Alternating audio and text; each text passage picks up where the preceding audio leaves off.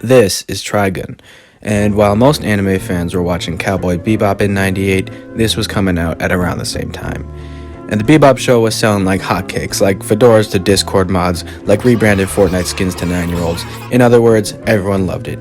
The animation was ahead of its time, and the show had something for everyone. Romance, action, the deep shit for the edgelords. Trigun also came out in '98, and it was somewhat popular, but it wasn't going to beat the giant that was Cowboy Bebop. That's probably because Bebop took place in outer space, involved a super bad Apple MC, and had a pacing style in which episodes didn't coincide until the very end. What was Trigun? An anime that took place in outer space, had a bad Apple MC, and followed the same pacing style as Cowboy Bebop. In a lot of ways, Trigun was overshadowed, and I'm sure the general audience didn't need another space sci-fi thriller.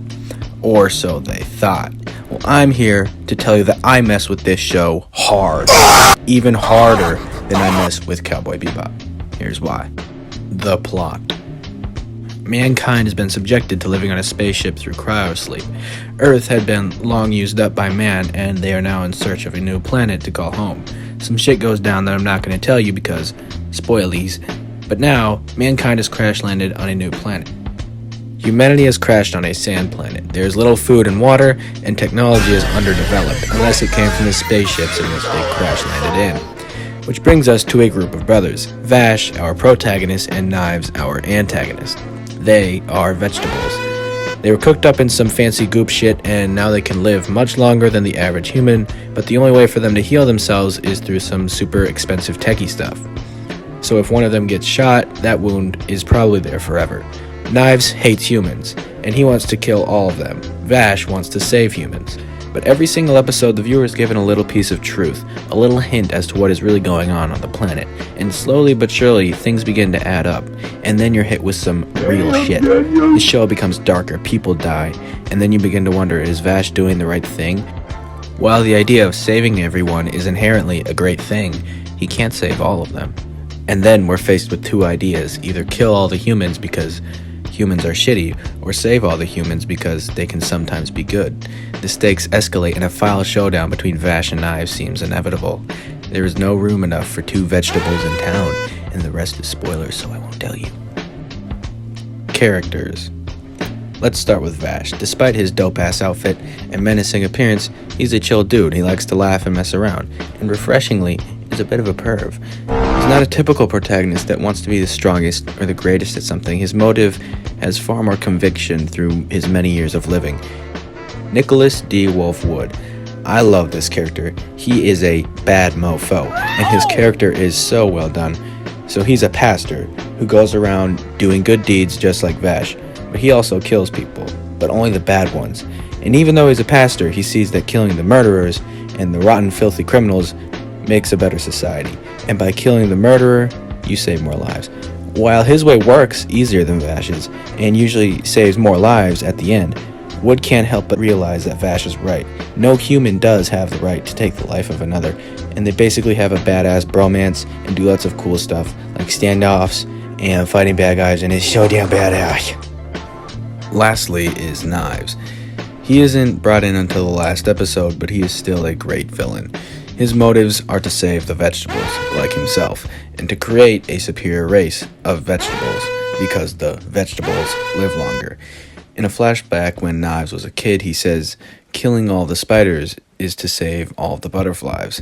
It's like saving both humans and vegetables is impossible. Not everyone can survive when there are things like starvation and drought and death.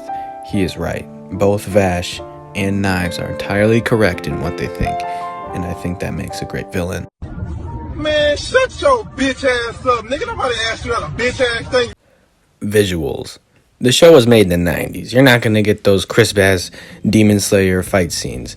And a lot of the show has some really bland colors. But that's only when the show isn't serious. When the show gets serious, immense details thrown at you with these awesome-ass panels, and the landscapes look so good. It just made me pee a little the first time I saw it. And, ooh, the character designs. They are so good. Vash has that bright red trench coat with those swaggy ass shades, and it makes those menacing scenes so much more believable. Wolfwood also has a nice design. From the smoking to that dapper button down shirt, his aesthetic is so macho. But the thing I love most about his design is that cross. I think they were going for the Jesus carrying the cross on his back thing, and they nailed it. It looks so threatening, and then he reveals it, and it's 10 times more threatening. He wasn't carrying around empty weight. No, he was carrying around a masterfully crafted can of whoop-ass. Soundtrack. Not including the soundtrack for the actual show. There's a lot of use of these little noises like footsteps, the loading of a gun, that created a lot of tension when there was nothing in the background. All you could hear was the click, click, patter, patter. It gave those scenes a lot of tension, and it made it feel like a true Western. The soundtrack was really nice, though. Nothing I'd listened to outside of the anime, but it did its part. Stuff I didn't like. This bitch. She gave nothing to the story. She was annoying. She was unfunny. Didn't do anything. She served literally no purpose. I don't remember her name because she was so forgettable, so I'll just call her Shitface. Shitface is a property damage compensation color. I don't know what it's called. She's the person that tracks you down if you break someone's property and have to pay for it, I think. Or like a tax, whatever.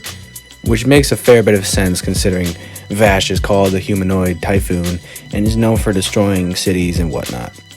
And to show how much of a nuisance Shitface here is, let's play this clip. So Vash warns Shitface here, you need to get out of town because shit's about to go down. And so she's leaving town and she's like, no, we totally need to turn back and go help Vash. But then she's like, okay, we totally stand zero chance, and Vash definitely is smarter than us and knows what to do, so we should totally leave town. And then she's all like, no, yeah, go back to town. And so she goes back to town, and Vash is fighting Emo Edgelord here. And so then she gets captured by Emo Edgelord here, obviously, and it puts Vash in a very sticky situation. Either kill the Emo Edgelord or let Shitface here die, and he's not gonna let Shitface die, of course. And so it's just like, what was the entire point of you just existing? You should just die. Shitface, you should just die. Shitface has a partner too. Her name is Millie Thompson. She is cool. I didn't mind her character.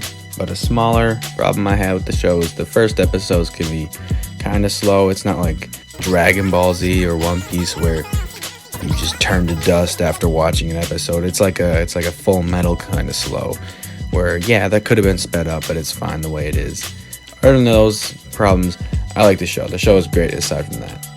The guns. The power system in this show is guns. That is so bad apple. I mean, it sounds simple, but the creativity that goes into these guns is crazy. Vash's gun just looks like a normal revolver, which is still pretty awesome, but then he can turn it into this freaking super cannon or some shit. I don't know. It looks really cool. And remember when I talked about Wolf? Well, that cross he's carrying around is a minigun and a rocket launcher, and it can turn into smaller guns. I shed a little the first time I saw it. No. I shed a lot the first time I saw it. As a 32-year-old that isn't allowed within the 500 yards of a school, I would play with that thing. I would go into my backyard and go all... I don't care. Bro, I'd let someone peg me with it. Man, shut your bitch ass up. But that's not all.